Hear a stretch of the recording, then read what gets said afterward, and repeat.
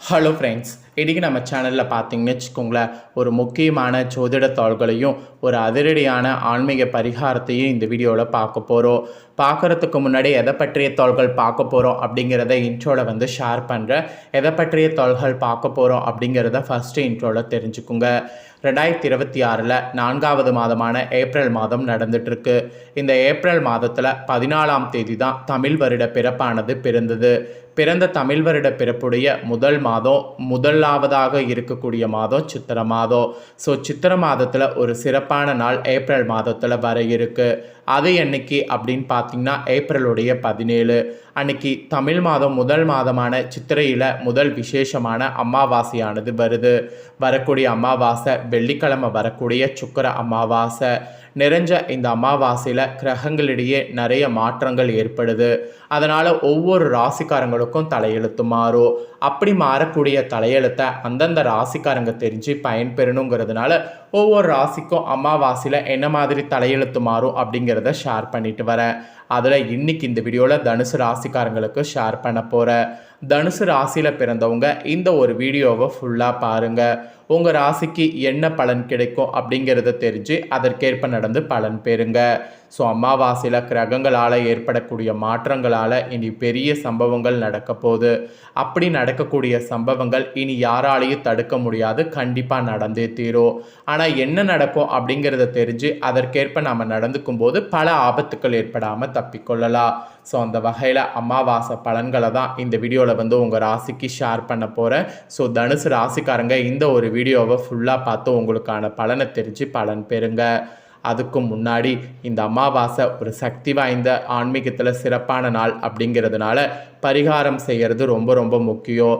அந்த பரிகாரம் என்ன, அதை எப்படி செய்யணும், அதை செய்கிறதுனால எப்படி நம்ம தலையெழுத்து மாறும் அப்படிங்கிறத இந்த வீடியோவில் உங்களுக்கு சொல்கிறேன்.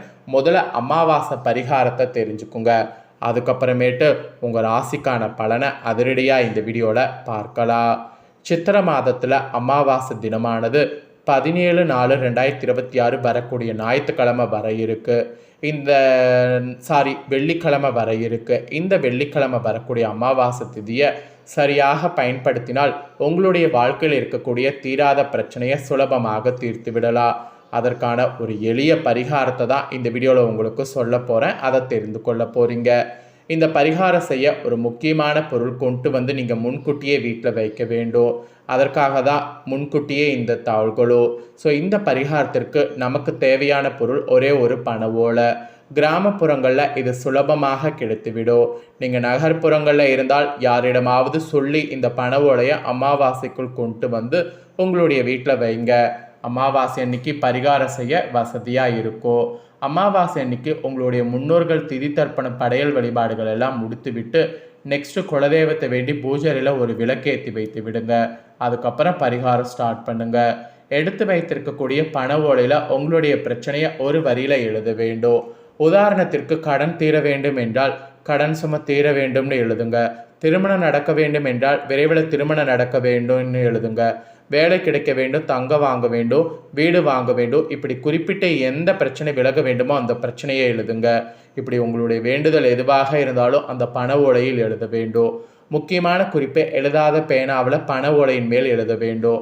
நீங்கள் எழுதியது அடுத்தவர்கள் கண்களுக்கு தெரியக்கூடாது.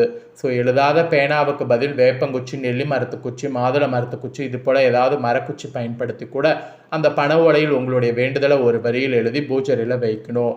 அமாவாசை அன்னைக்கு பண ஓலையில் வேண்டுதல் எழுதி பூஜையில் வைத்துட்டிங்கன்னா அடுத்து 15 நாட்கள் ஓலை பூஜையில் இருக்கணும். நெக்ஸ்ட்டு சித்ரா பௌர்ணமி திதி வரும். அன்னைக்கு அந்த பண ஓலை எடுத்து நிலைவாசலில் கட்ட வேண்டும். மீண்டும் 15 நாட்கள் அந்த பண ஓலை உங்கள் வீட்டு நிலைவாசலில் இருக்கணும். மீண்டும் அடுத்த அமாவாசை வரக்கூடிய அன்னைக்கு இரவு 9 மணிக்கு மேல் அந்த பண ஓலை எடுத்து வீட்டுக்கு வெளியே நெருப்பில் கொளுத்து விட வேண்டும். இதை நீங்கள் சரியான முறையில் பின்பற்றி செய்து முடித்து விட்டால் அந்த பண ஓலையில் என்ன விஷயத்தை எழுதி எடுத்தீங்களோ அந்த வேண்டுதல் நிச்சயம் நடந்துவிடும். இது ஆதி காலத்து பரிகாரம், ஒரு பெரிய பிரபல ஜோதிடரால் சொல்லப்பட்ட பரிகாரம். ஸோ அதை தான் உங்ககிட்ட ஷேர் பண்ணியிருக்கேன். செலவு எதுவுமே இல்லை, உங்களுடைய நன்மைக்காக மட்டுமே இந்த பரிகாரம் சொல்லியிருக்கேன். பண ஓலை எடுத்து வர வேண்டும் என்பதற்காகவே முன்கூட்டியே இந்த பரிகாரம் சொல்லியிருக்கேன். இந்த வருடத்துடைய சித்திரை அமாவாசை அன்னைக்கு இதை நீங்கள் செய்துவிட்டால் உங்கள் வாழ்க்கையில் சக்ஸஸ் நிச்சயம் உங்களை வந்தடையும். இந்த அமாவாசை திதியில் இந்த பரிகாரத்தை செய்ய தவறி விட்டிங்கன்னா அடுத்த அமாவாசை வரைக்கும் வெயிட் பண்ணும். அதனால் முறையாக இந்த அமாவாசையில் இந்த பரிகாரத்தை செய்து பயன்பெறுங்க. ஸோ இந்த அமாவாசையில் பரிகாரம் என்ன செய்யணும் அப்படிங்கிறத பார்த்துட்டோம். இப்போ சித்திரை மாத அமாவாசை ராசி பலனை உங்கள் ராசிக்கு ஷேர் பண்ணுறேன். தனுசு ராசிக்காரங்க உங்கள் ராசிக்கான பலனை தெரிஞ்சு பலன் பெறுங்க.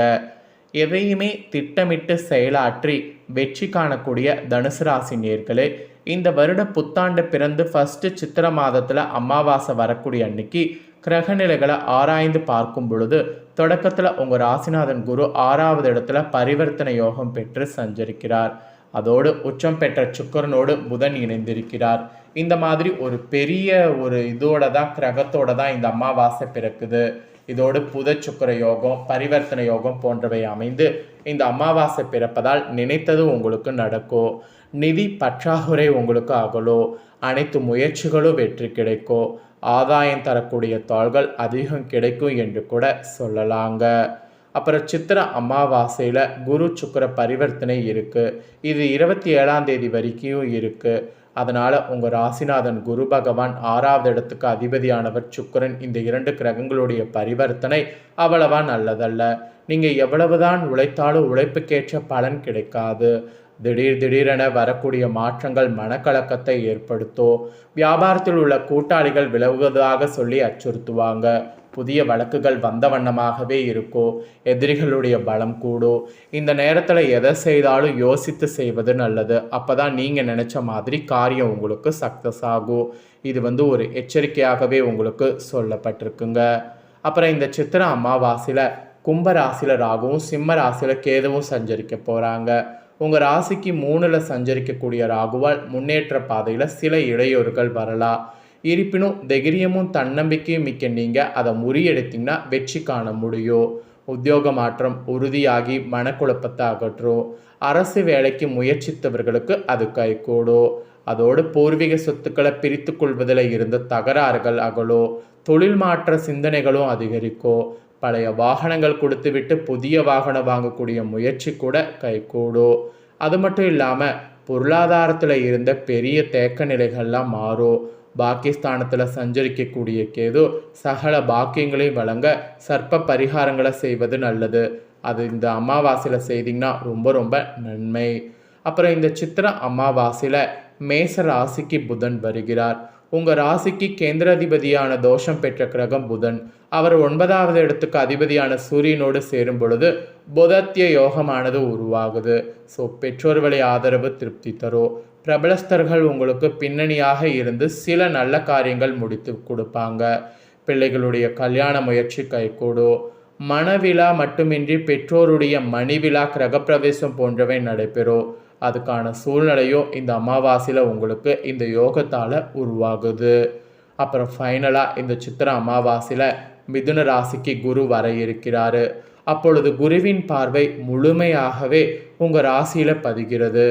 இதனால் உங்கள் எண்ணங்கள் எளிதில் நிறைவேறுவதற்கு வாய்ப்பு இருக்குது. அதோடு எடுத்த காரியங்கள் எடுத்த வேகத்தில் வெற்றி கிடைக்கும். சொன்ன சொல்ல காப்பாற்றுவது உங்களுக்கு அமையும். துணிவும் தன்னம்பிக்கையும் உங்களுக்கு கூடும். சகோதர ஒற்றுமையானது பலப்படும். லாபம் எதிர்பார்த்தபடி உங்களுக்கு கிடைக்கும். அதோடு ஆரோக்கியம் சீராகி உற்சாகத்தோடு செயல்படுவீங்க. இக்காலமே ஒரு பொற்காலமாக அமையும். ஸோ இது ஒரு பொற்காலமான ஒரு காலங்கிற மாதிரி அமாவாசை சூழ்நிலை உங்களுக்கு அமைகிறது இந்த கிரகத்தால். ஆக மொத்தம் உங்கள் ராசியை சேர்ந்தவர்களுக்கு, பொது வாழ்வில் இருக்கிறவங்களுக்கு எதிர்பார்ப்புகள் எளிதில் இந்த அமாவாசையில் நிறைவேறும். வியாபாரம் மற்றும் தொழில் செய்பவர்களுக்கு வரவேண்டிய பாக்கிகள் வசூலாகும். உத்தியோகத்தில் உள்ளவர்களுக்கு மேல் அதிகாரிகளுடைய ஆதரவு திருப்தி தரும். கலைஞர்களுக்கு நட்பால் நன்மை கிடைக்கும். மாணவ மாணவிகளுக்கு நினைவாற்றல் பளிச்சிடும்.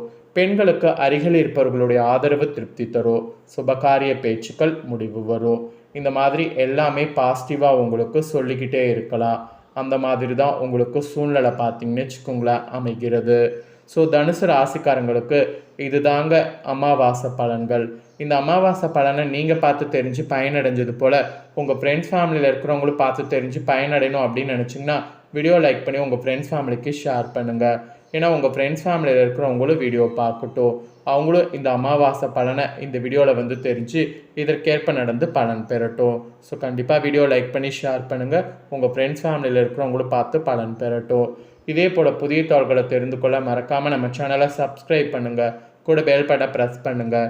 ஃபஸ்ட் டைம் பார்க்குறவங்க அதை நீங்கள் பண்ணிட்டீங்கன்னா இனி நான் போகிற மற்ற அப்டேட்டான வீடியோ உடனுக்குடனே தெரிஞ்சு பயன்பெறலாம். சப்ஸ்கிரைப் பண்ணுங்கள். வேறொரு வீடியோவில் சந்திக்கிறேன்.